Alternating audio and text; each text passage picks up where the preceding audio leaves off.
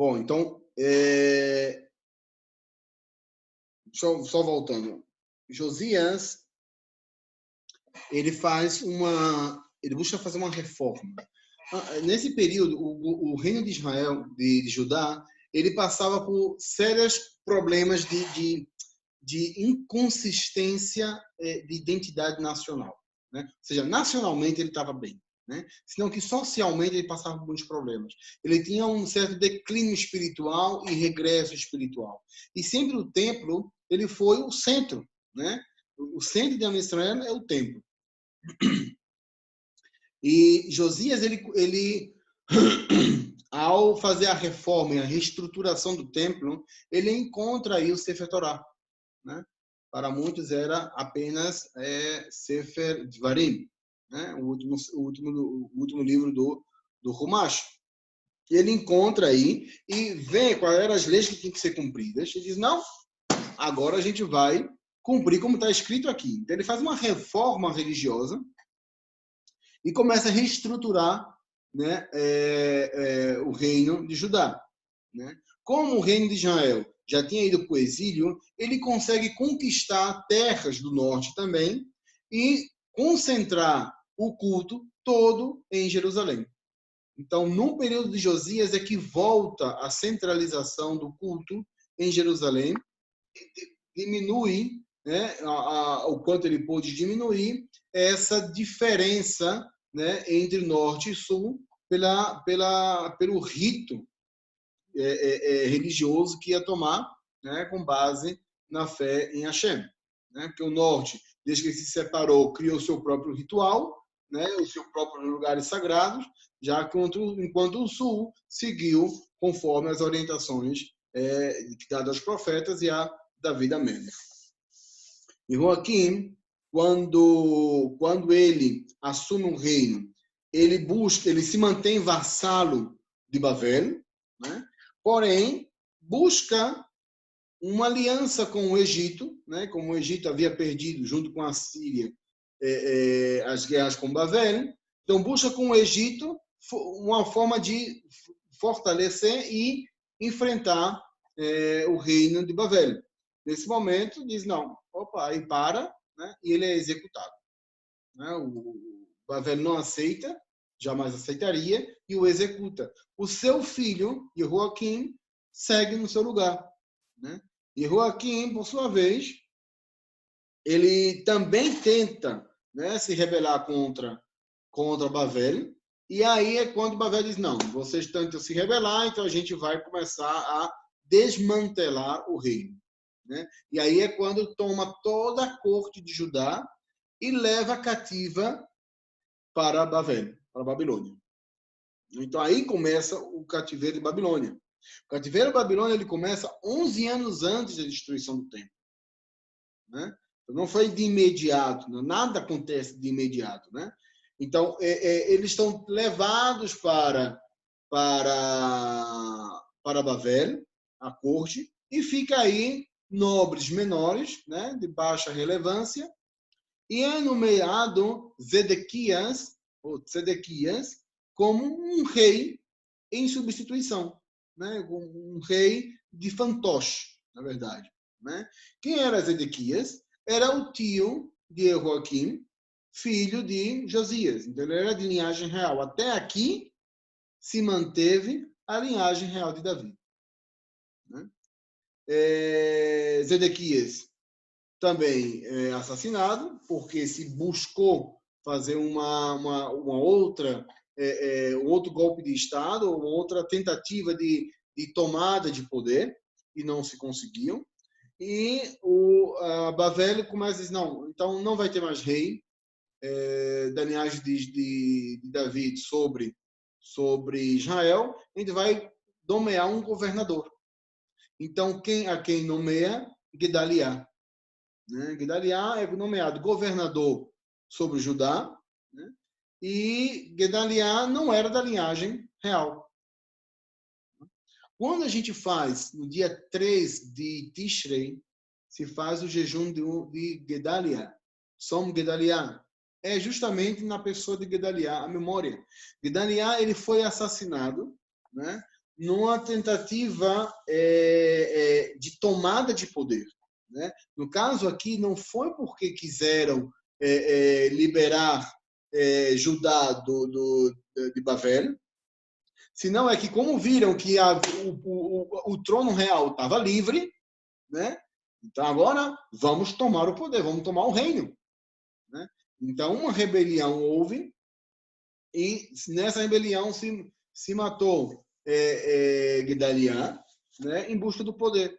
Na verdade foi o Egito que buscou, que investiu, né? Investiu nessa tentativa de tomada de poder e querer ter o reino de Judá sobre o seu domínio, né? E nessa história se acaba o domínio judaico sobre a terra de Israel até chegada dos Macabeus, né? Então, até os Macabeus, aí ficou a terra de Israel sem domínio judaico, sem administração judaica. Era toda administração feita de vassalagem, totalmente dependente e com base na nomeação do reino que tivesse em comando, né? Nesse momento, Babel, né? Então aí se termina mais de 400 anos da monarquia e da dinastia da casa de Davi, e que só retornará agora, né, com o Mashiach. Okay? Até aqui a gente entende mais ou menos como é que Am Yisrael chega a Babel. Estando em Babel, há uma mudança de reino aí, né? A história de Purim ela já acontece quando já não é mais os babilônicos que dominam, senão agora são os persas. Então a gente passa dos assírios para os babilônicos, dos babilônicos ou dos babilônicos, né? Passa para os persas ou medo-persas, né? E como se dá isso, né? A gente vê essa história no Sefer de Daniel, né? Sefer de Daniel, aparece aí o rei filho, né? Um dos filhos de Nabucodonosor, Beltsatsar. Beltsatsar estava explicam os sábios que ele havia feito a conta, né? Bom, vamos contar aqui como quando é que Am Yisrael vai voltar para sua terra ou não. Então se contou 70 anos. Só que Beltsatsar, ele contou 70 anos desde que se estabeleceu a monarquia ou o império babilônico, né? O império do antecessor do seu pai, né?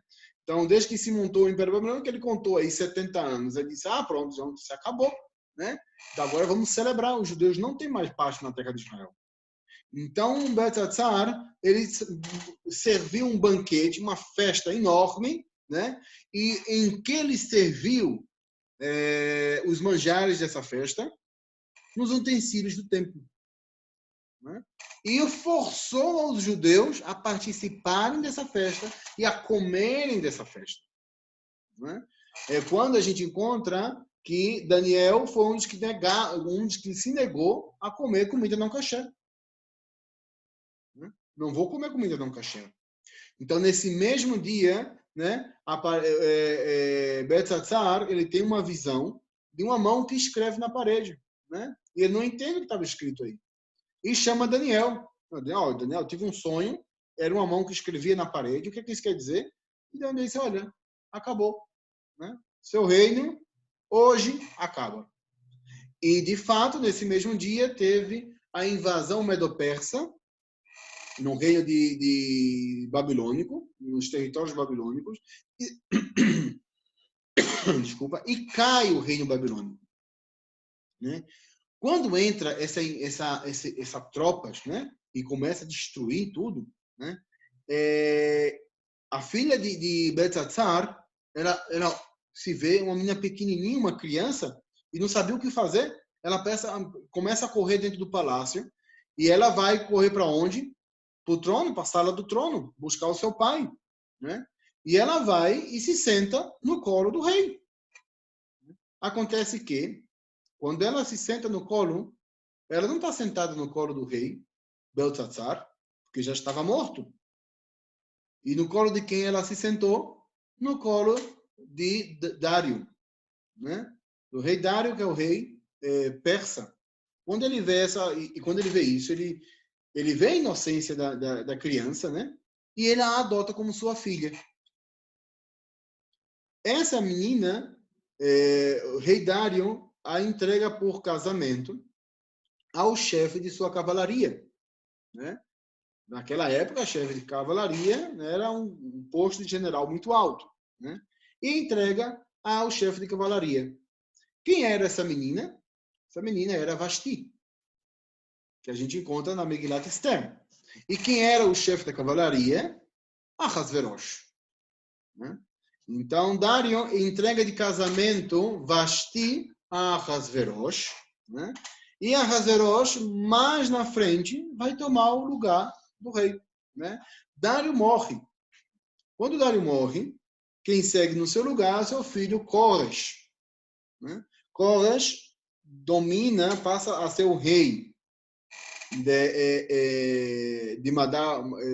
Parás, né? Madai Parás, da Medo-Pérsia. E um dos decretos de Koresh é de que vamos liberar os judeus. Então, Koresh escreve um decreto onde permite que os judeus voltassem à sua terra e construíssem o templo. Já começassem a reconstruir as suas cidades. Né? E não somente que ele deu a ordem, como também ele financiou essa liberdade e as construções do templo. Né? Então, Koresh, ele tinha de tudo para ser o Mashiach. Né? Liberar o povo da Galut, ainda construir o templo, né? Então isso tem quem mais poderia fazer isso, né? Mashiach, né? Mas só que Koresh não foi o Mashiach.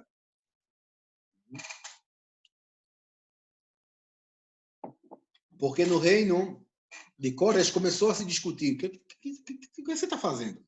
Você está liberando os judeus, eles vão construir lá as suas cidades, né? E você ainda está financiando isso. Mas quem controla as nossas finanças, quem administra as nossas finanças aqui? São os judeus. Se eles vão, o reino fica sem administração financeira. Né? Então, Koresh, ele vai e revoga o seu decreto, né? E aí se param as construções do templo. Não somente que ele revogue para as construções, senão que ele começa a aumentar os impostos. Isso a gente vê em Sefer Ezra, né? No livro de Esdras, a gente vê que Koresh para de investir o financiamento nas construções das cidades de Israel, precisamente de Jerusalém, né? E aumenta os seus impostos. Né? Nisso, a gente já viu quem foi Vashti, né? A filha de Dário, né? Uma princesa, sangue real. E Ahasverosh, que não tinha nada de família real, era um dos generais, né? Chefe de cavalaria, e casou com a princesa. Mordecai, quem foi Mordecai? Mordecai foi um dos líderes do Sanhedrin na época de Joaquim, né? Que foi levado para Babel cativeiro, no cativo, né? Como cautivo. E ele foi liberado no período de Koresh. Mordecai voltou para a terra de Israel. Né? A gente vê em Sefer Ezra, Esdras, capítulo 2 diz assim, Ashebam em Zerubbabel, aqueles que com que vieram junto com Zerubbabel, Yeshua ben Nehemiah, Sheraya, Reelaya, Mordecai, Bilshan, מספר בגבאי, רחום, בענה, מספר אנשי עם ישראל. Ou seja, nomeou aqui o nome dos líderes de Israel. Depois ele começa a dizer aqui o texto das famílias que chegaram, né? Binei Parosh, Afim, Meia, começa a dizer aqui de cada família quantos chegaram, mas os líderes que vieram, ele traz aqui e nomeia Mordecai. Então Mordecai não estava em Parás, né? Mordecai, ele já estava em Israel. O que faz Mordecai voltar para Parás? Como a Mordecai chega em Shushan? Né? O que acontece é que Koresh, ele acabou sua função na terra, né? Começou o processo de Geulah, né? Mas o processo de Geulah ele é paulatinamente, assim como a Galut não foi do dia para a noite, ela foi lentamente, também a Geulah ela é lentamente. Koresh terminou o seu papel, né? E o trono ficou vago. Na vacância de um rei, Ahasverosh sobe como um rei. Né? Ele, como sendo o general mais proeminente, né? Ele sobe como rei. Só que tem um problema. Ahasverosh não é de linhagem real. Então, com base em que ele sobe ao trono, com base no seu casamento com Vasti. Né? Então, é por Vasti que Ahasverosh tem a sua autoridade de reivindicar o trono. Né? Seria como sendo o regente, né? Vasti não poderia reinar, né? Digamos assim, não sabemos se foi assim que aconteceu, mas como que se Vasti não pudesse reinar, ele reina no seu lugar. Né? Então, Ahasverosh assume o reino, né? E começa 3 anos de guerras. Né? Olá, Israel, chegou, bem-vindo, nem vi. Não faz zoada, não percebo. Então, Ahasverosh toma 3 anos para estabelecer e fixar o seu reino. Né? Porque todo rei que começa, né, no período antigo, ele tinha que fortalecer-se e determinar, ou seja, como eu posso dizer isso? Digamos assim, convencer diplomaticamente a ponta da espada de que o seu reino é legítimo. Né? Então, ele tinha que, a cada um dos nobres do reino, né, e convencê-los a apoiá-lo. Né? E como naquela época tudo funcionava à base de acordos de vassalagem, então os nobres eles poderiam a qualquer momento se rebelar. Né? Então, ele tinha que impor o seu reino, né, aos demais, dizer, olha, eu sou o rei e vocês me obedecem. Né? Então, Ahasverosh, ele consegue conquistar, começar 3 anos de conquistas. Né? Nesse período de conquista, uma pessoa dos altos do Golã, de um lugar chamado Kafas Katsum, né, escutou, olha aí, Ahasverosh subiu ao trono. Né? E eu conheço esse camarada, eu sei como ele é ruim. Ele subiu ao trono ilegitimamente. Né? Então, ele é uma pessoa muito próxima aos meus valores. Né? Quem foi essa pessoa? Haman. Haman, ele estava aqui nos altos do Golã, na terra de Israel, baixo vigilância, né, do Sanhedrin. Sabe, sempre estavam olhando quem eram os descendentes de Amaleque e estavam sempre olhando quais eram as suas ações, né, para estar em baixo vigilância, para a primeira oportunidade poder, né, executá-los. E o que faz Haman? Haman faz o seguinte: escreve uma carta ao rei Ahasverosh e manda por seus filhos, pelos seus 10 filhos. Né? E o que ele escreve nessa carta? Ele escreve assim: rei Ahasverosh, Shalom Uvracha, está falando aqui o seu servo Haman, e eu quero alertá-lo para as ações dos judeus que estão em Jerusalém e estão se rebelando contra o seu reino. eles estão construindo uma fortaleza para se proteger de seus ataques e para se independizar do reino de Parás. Mas, na verdade, o que é que os judeus estavam construindo? O templo. Né? E quando chega essa carta a Haman, Haman fica sem saber o que fazer. Porque se, por um lado, foi um decreto de Koresh, do seu antecessor, onde permitia a construção do templo, né? Embora que ele embargou as construções, mas o povo seguiu trabalhando, né? José não é besta. Segue aí devagarzinho, bota uma pedrinha ou outra, seguiu os trabalhos. Só não era mais financiado por Parás. Né? Então, Koresh, a Ahasverosh ficou numa situação delicada. Olha, eu tenho aqui uma situação com um povo que está possivelmente se rebelando, mas tem um decreto anterior que o manda fazer isso. Então, Ahasverosh, ele decreta parar as construções do templo, né? E traz Haman, né, como seu general de exército. Né? Nisso, Mordecai, que já estava em Israel, percebeu essa manobra de Haman, né? E vai atrás. Onde Haman fosse, ele estava indo atrás, perseguindo Haman. Né? E agora a gente entende, né, por que o nome de Hadassah, quem era Hadassah? Esther. Né? Esther se chama Hadassah. Esse era o nome dela. Né? Mas ela teve que ocultar seu nome, né, e negar a sua origem quando estivesse no palácio do rei. Isso a Megillah não explica. Por que ela tem que mentir? Por que ela tem que ocultar a sua origem? Né? Porque os judeus já estavam sendo vistos como aqueles potenciais rebeladores, rebeliões, aqueles vão fazer a rebelião.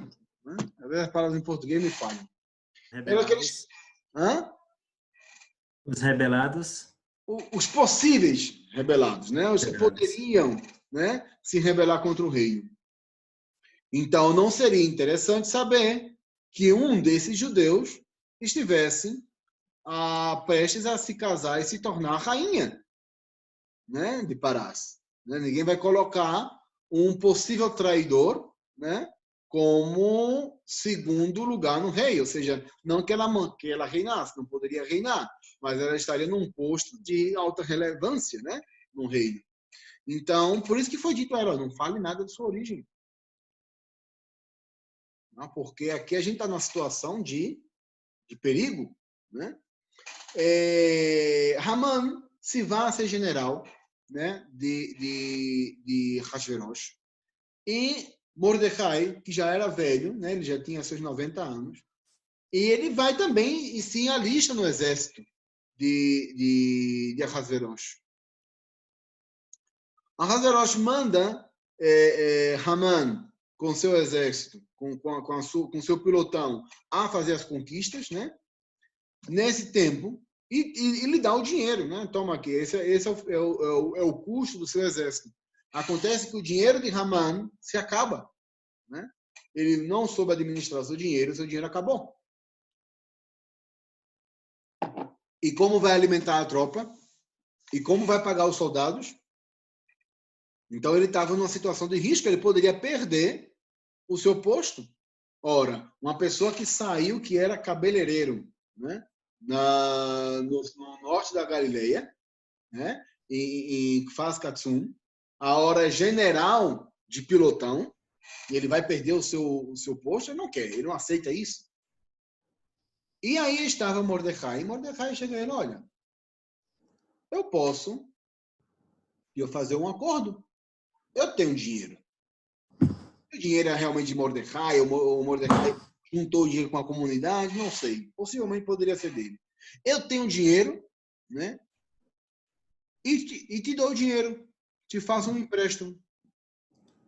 Né?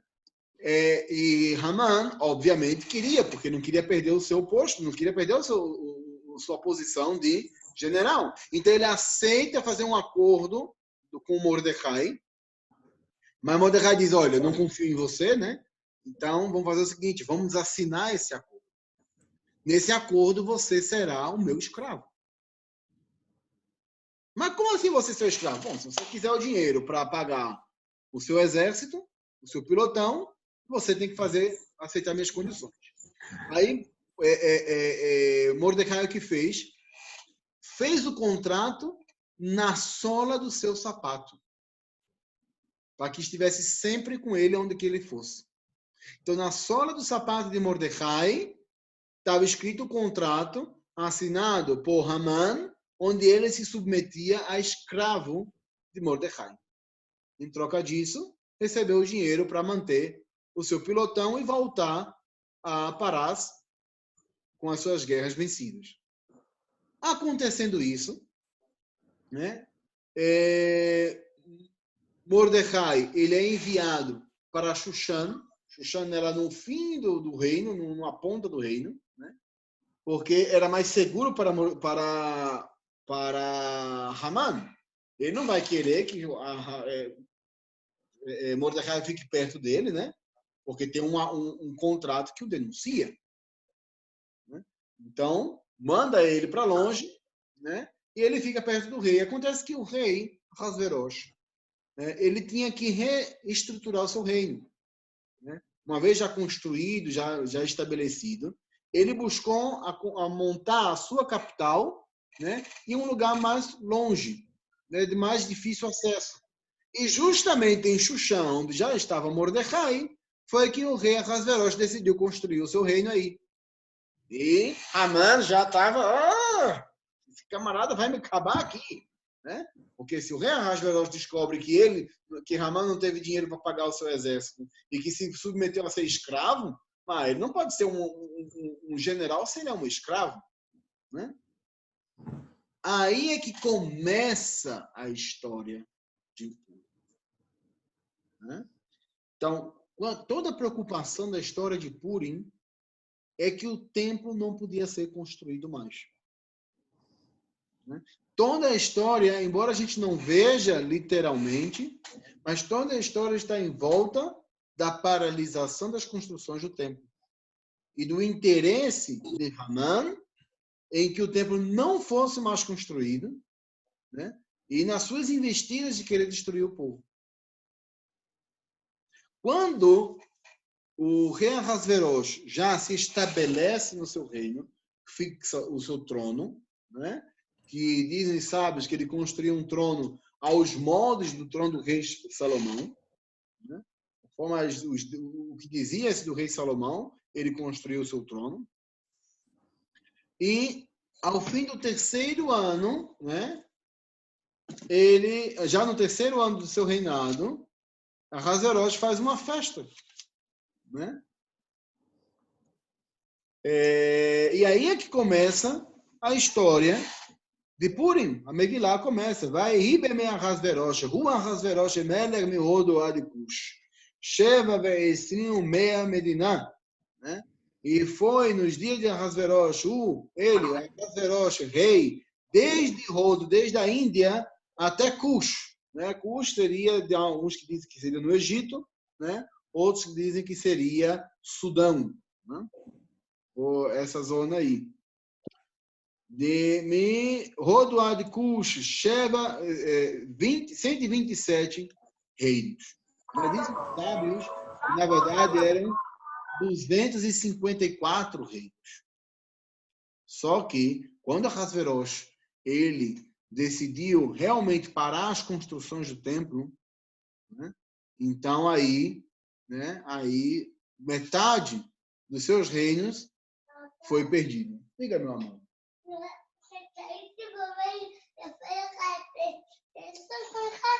Eu não entendi nada que você falou, porque você está com essa chupeta.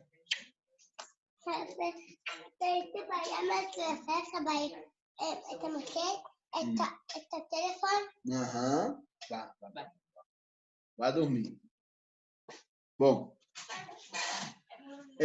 Então, Ahasverosh, ele nega por completo a continuação da construção do templo, né? Vashti foi parte disso, né? Que Vashti Vashti, quando soube assim explicam os sábios, né? Isso já é para dos Midrashim. Quando Vashti soube da carta recebida de Haman, ela disse: e você vai deixar eles construir o templo, né? Porque o meu avô já mandou parar, você vai deixá-los construir? Que parem! E assim explicam os sábios que por esse motivo que Vashti ela foi executada, ou seja, ela recebeu Din Mavet por esse motivo, né? Então nesse momento é que começa as festividades do rei Ahasverosh, sua Seudá, em comemoração da fixação do seu reino. Toda a história de Purim, vocês sabem quantos anos tomou essa história de Purim? 13 anos. 13 anos. Desde que começa aqui o primeiro passuque de Purim, de Megilat Esther, até o fim do seu quinto capítulo, né? Não, sexto, né? São 6 capítulos. 8. Eu pensava que era assim. Ok. 9 capítulos. 10 capítulos. 10 é muito pequenininho. Até o final dele, né? Ele foi 13 anos. Que se passa todas essas histórias, todos esses contos. E aqui começa, né, a trama de Purim. Né? Ahasverosh, ele começa a celebrar o seu reino, né? Mas ele tinha que provar os judeus. Ele queria saber se os judeus estavam conformados com a paralisação da construção do templo, e ele estava sempre com aquela dúvida, seriam os judeus os traidores aqui ou não? Então, quando ele faz a sua festa, no 7º dia de festa, ele serve as comidas nas bandejas do templo. E ele veste sobre si as roupas do Kohen Gadol. E diz, agora eu sou o rei de todo mundo. E os judeus que aí estavam, né, não podiam fazer nada, porque eles sabiam que, não estando na festa, eles seriam todos executados, porque eles já estavam baixo, desculpa, gente, eles já estavam baixo de suspeita de rebelião. Porque era um povo era um povo semi-livre. Era um povo que foi dado a oportunidade de regressar à sua terra. Então havia uma suspeita sobre eles. Né? O povo que é liberado da sua terra e ainda constrói lá, será que eles vão construir um reino contra nós outros? Contra nós? Né? Então esse era o pensamento que havia em Parás. Então o rei Ahasverosh, ele faz isso provocativamente, ele provoca o povo. Ele não convidou apenas, né, o povo comum de Xuxã, senão os líderes do povo judeu estavam aí. Mordecai, ele não participou. E ele todo o tempo disse, olha, não vão, não vão, não vão. Mas o povo teve medo. Né? O povo não sabia o que fazer. Vamos ficar fora da festa e morrer? Não, a gente vai para a festa e a gente faz o nosso hogar, a gente dá uma de João sem braço aqui. Aproveita e come. Né? Então o pessoal foi, a liderança do povo foi, participou, viu as bandejas do templo sendo usadas como utensílios, né, para servir a festa, e viram o próprio rei Ahasverosh, já bêbado e tomado, vestido de Kohen Gadol, né, se dizendo rei de todo mundo. Isso cai a autoestima do povo, né, e fica numa situação muito precária. A partir daqui começa o conto, né? Vashti, ela é chamada pelo rei Ahasverosh, que ele já estava bêbado já, né? Tanto dia de festa, né? Estava bêbado, né? E ele chama a rainha Vashti para que ela se apresentasse nua, né? Frente a toda a sua corte. Que ele queria mostrar a beleza de Vashti. Vashti, ela era de família real. Jamais aceitaria isso. Né? Isso era uma falta de respeito enorme contra o seu sangue real. Ainda mais vindo de um plebeu, ou seja, vindo de uma pessoa que não era da corte, ou seja, ele era um general. A coroa recai sobre ele por causa de Vasti, né? Então Vasti não aceita, por isso que ela se levanta. Você vê a diferença de tratamento entre Vasti e Esther. Esther, antes de se apresentar a Ahasverosh, o que foi que ela fez? Ela jejuou, né? Ela jejuou, pediu ao povo que jejuasse, né? Ela ficou em uma penumbra, né? Para que o rei notasse ela e ele a chamasse, né? Quando ele estendesse o seu cetro, né? Ela pudesse tocar o cetro e aí poderia ser ouvida. Vasti não, né? Porque Vasti era família real, né? Então ela diz: o quê? Que eu vá para lá? Pois diga a ele que eu não vou. Não somente ela não foi, ela mandou um recado, né? E a Ahasverosh, né, na sua imaturidade, ele não sabia nem o que fazer. Ele não tinha ideia do que fazer. O que acontece aqui, né?